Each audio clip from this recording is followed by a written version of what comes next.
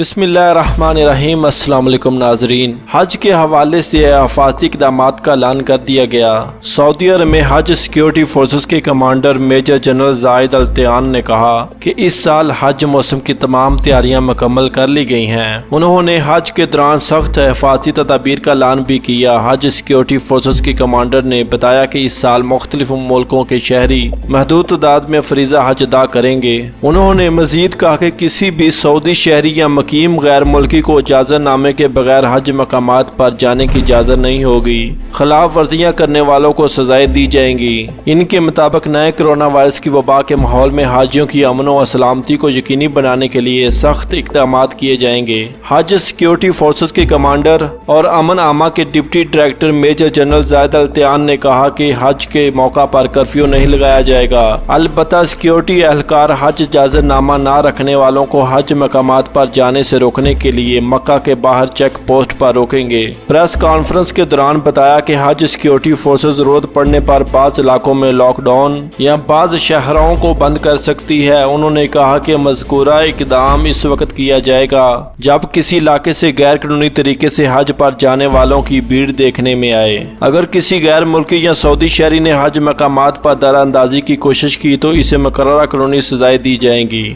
درہ اندازوں کو فوری سزائیں بھی دی جائیں گی۔ ان اقدامات کا بنیادی مقصد سب کی سلامتی ہے۔ محکمہ پاسپورٹ نے پھر ایک بار خبردار کیا ہے کہ حج ہدایات کی خلاف ورزی کرنے والوں پر جرمانے ہوں گے اور انہیں قید کی سزائیں دی جائیں گی۔ جو ٹرانسپورٹ کمپنی لائسنس کے بغیر کسی کو حج کے بغیر لے جائے گی اسے سزا دی جائے گی۔ یاد رہے کہ حج مقامات داخلے پر پابندی کا نفاذ اتوار 19 جولائی سے ہوگا جو 12 ذی الحجہ تک جاری رہے گا۔ وزارت داخلہ نے 12 جولائی کو جاری اعلامیے میں کہا تھا کہ بغیر حج پرمٹ کے ان مقامات پر جانے والوں پر 10,000 ریال جرمانہ عائد کیا جائے گا۔ خلاف ورزی دہرانے پر جرمانے کی رقم دوگنی کر دی جائے گی۔ اور مزید سعودی عرب کی نیوز اپ ڈیٹ کے لیے ہمارے چینل کو سبسکرائب کر کے بیل آئیکن کو دبا دیں۔ آپ کے قیمتی وقت کا بہت شکریہ۔ اللہ ہم سب کا حامی و ناصر ہو۔ السلام علیکم ورحمۃ اللہ۔